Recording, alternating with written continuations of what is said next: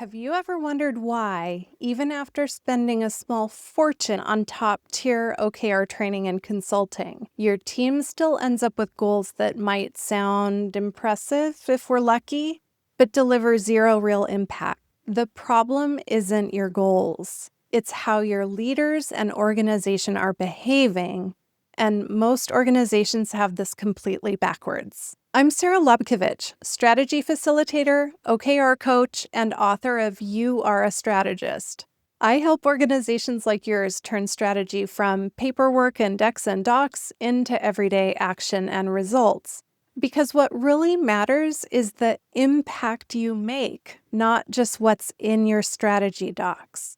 Today, I'm breaking down a behind-the-scenes audit of nearly 800 OKRs at a Fortune 500 client, exposing exactly why activity-based goals persist and how a simple shift in leader behavior delivered measurable results. If you want more real-world OKR examples, actual case situations, not just theory, grab access to my No BS OKRs private podcast. It's 6 focused episodes and bonus behind-the-scenes stories, all linked in the description below. When I got my hands on nearly 800 objectives and key results to analyze for a client, this wasn't some struggling startup DIY OKR implementation. The organization had invested heavily in, for real, really good training. Not by me, by another pro in the space. They had put together an internal center of excellence with incredibly dedicated and talented experts. But here's what I found when I analyzed those nearly 800 objectives and key results. Just over 80% of the key results in their system were just activities. Only 13% were genuinely measurable outcomes. And if that math doesn't math, it's because there was a significant number that were neither activities nor measurable outcomes that made up the category of other non-measurable. And this trend is not unique. I see it constantly in sets of client OKRs. What do I mean when I say activity versus measurable key results? Here's the difference. We'll look at an example. Create new employee onboarding training. Starts with a verb, create. That's what I would consider an activity goal or a plan, or a milestone if you attach a date to it. So a lot of teams take another step and add a number with a goal like complete 3 trainings during Q1. Looks like a key result because it has a number in it. But quantifying activity is not an objectively measurable outcome. Quantifying activity is more of a milestone. So how about this? 96% of new hires who complete onboarding rate it as highly valuable. See the difference? That last one is a key result. It quantifies what actually matters, not just the activity you complete. You're defining what it might mean to succeed, not just identifying more work plans that may or may not yield the desired outcomes. The vast majority of people are comfortable with the first 2 types, activity goals and quantifying activity, because activity feels like it's in our control. Those measurable outcome key results, we can influence them, but we can't necessarily totally control the outcome. They're multivariable. And that's exactly why it's so challenging for people to make that jump from activity-based planning to actual outcome-based key results. It takes trust, psychological safety, and a curious, learning-focused culture to work well with stretch, outcome-based key results in that objectively measurable style. Whenever I audit client systems of OKRs, it's the same pattern. Loads of activity goals called key results because they feel safer and more controllable than actual measurable outcomes. This organization invested heavily in top-tier OKR training. They even had an internal center of excellence built.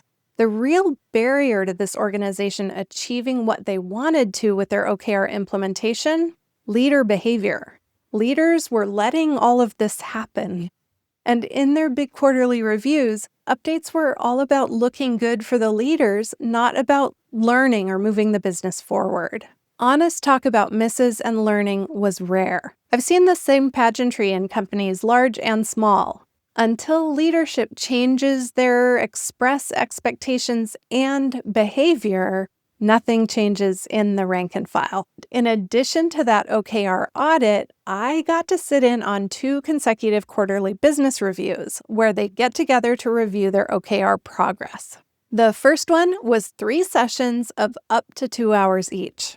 There were 77 people on each invitation. Now, they didn't all come and stay for the whole thing, but just back of the envelope math, that's like a 4 to 6 hour $50K or so status report pageant, and I'm estimating their salaries conservatively. Almost all of the conversation was either spun positive or positive.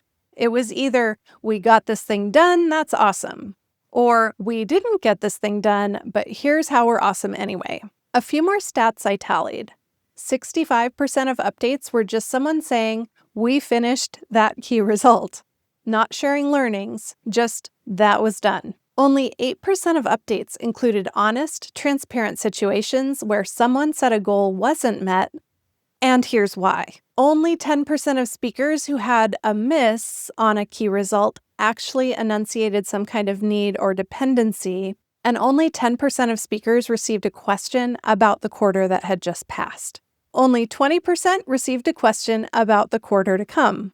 Important risks and opportunities for improvement were getting lost because teams felt this was their one chance to get in front of leadership and look good. So we reworked their quarterly review. We eliminated this pageant of successfulness and focused in on what's really important. The new rules became only discuss OKRs that have a learning, blocker, risk, need, or opportunity. And here's the crucial part.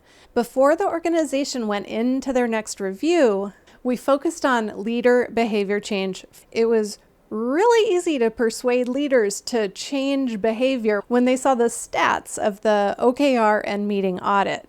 So before the organization went into their next review, senior leadership reviewed and agreed to specific behaviors they were going to practice, asking about results, not activity, focusing on needs when people voice challenges, staying calm and curious about poor performance, and no seagulling into the details of activities. We overhauled the review process, shifting focus from celebration of getting things done to learning, needs, and risks.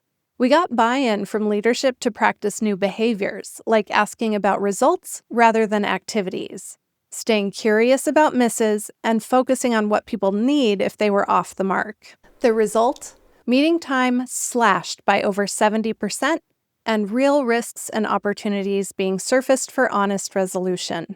The number of topics discussed was slashed significantly, which meant more time for each important topic to actually get discussed and resolved. Which side do you fall on? Do you want your OKRs to look good or deliver actual results? Tell me in the comments, are you team pretty slides and dashboards or team real impact? This Fortune 500 audit proves it.